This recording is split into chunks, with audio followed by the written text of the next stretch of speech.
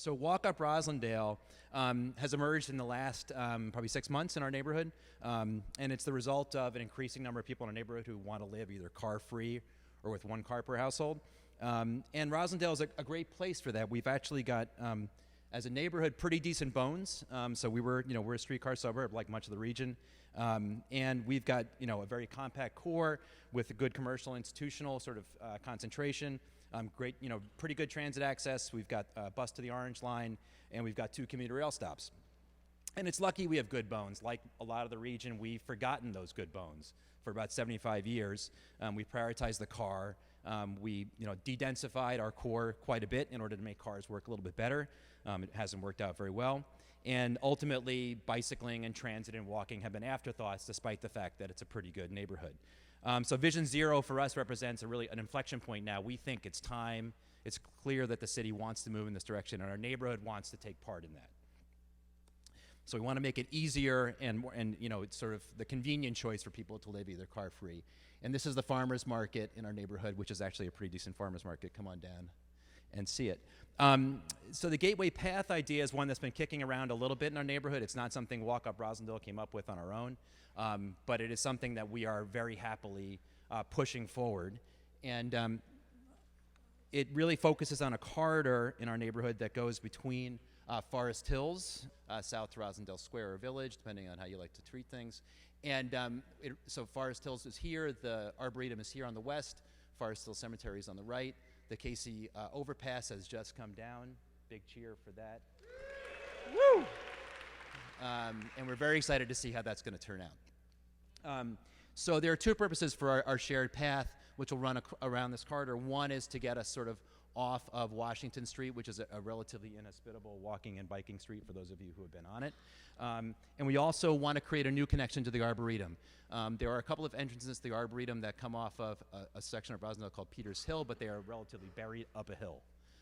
And so we want to increase the connectivity between the Arboretum and Roslindale Square.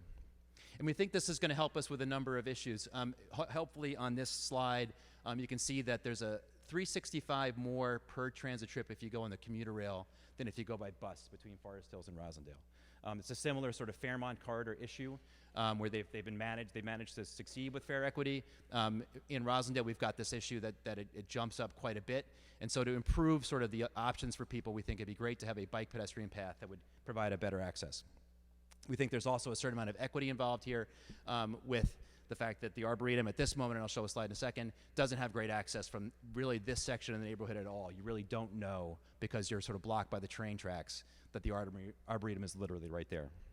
And we think finally that economically this will be a good thing for our square. A better connection between the Arboretum and Roslindale Square is only going to improve the ability for people to walk and bike and sort of increase traffic by foot and by bike in our square and hopefully make it better. I'm getting close, aren't I? Yeah, okay. So just a couple of quick graphics. So this is Washington Street, that corridor I was talking about. The bike lane that's here is kind of not visible anymore, given kind of what's happened. And it's the narrowest, I think, possible bike lane you can have and still call it a bike lane. And then here, I just wanted to show that this is looking sort of west into the Arboretum. This is the Arboretum through this arch. And right now, there is a small entrance here that's really not an entrance. There's no sign. There's nothing that tells you that the Arboretum is right here. So a key part of what we're going to do, hopefully, is improve sort of the visibility of the Arboretum at that point. And happily for us, we are proposing something that's already hopefully going to fit very well into an existing initiative. So about 10 years ago, the folks of the Arboretum Park Conservancy were able to get the Blackwell path done. That connects Forest Hills to South Street. There's an entrance here to the Arboretum. APC is now extending, or in the process of extending, this path south to this intersection here, which is, can't remember the name of the street here, but it's South Street is here, and Bussey kind of comes over this way. Archdale, sorry. And so the portion that we're working on is this gateway path between Roslindale Village and South Street.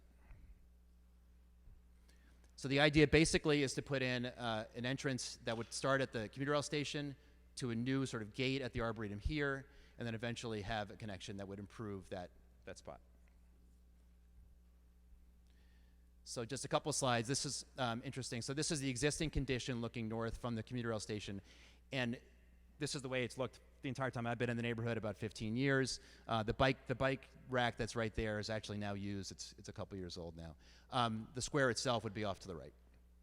And so one of the folks who's involved with Walk Up is a landscape architect, and kind of in a day came up with this as a concept. So this is more or less sort of a standard Arboretum gate. If folks have been to the Arboretum, that's what a typical gate for the Arboretum looks like. But the idea is to pull the Arboretum really almost all the way to the station, all the way to Roslindale Square, which is fantastic. And we had this photo up at the farmer's market a couple months ago, and this was the picture that got people talking about this issue and about other issues as well. So we had a bike ride talking about just the ways that we're trying to generate support for this. We had a bike ride along the route back in August. Livable Streets folks were very important in that effort. We rode actually from Jamaica Pond to highlight the work that DCR is doing on Jamaica Way and the Arbor Way.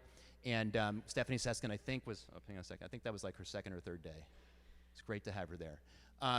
And so that was an important sort of first step for us. We also met the director of the Arboretum on our journey, as well as Nina Brown, who's the director for APC. So it was really, it was a great way to sort of start us thinking about what we wanted to do. And then we do think this is going to be great for development. There are a couple of developments near us that we think are going to want to contribute to this project, and so we're very excited. A couple of projects right in the square.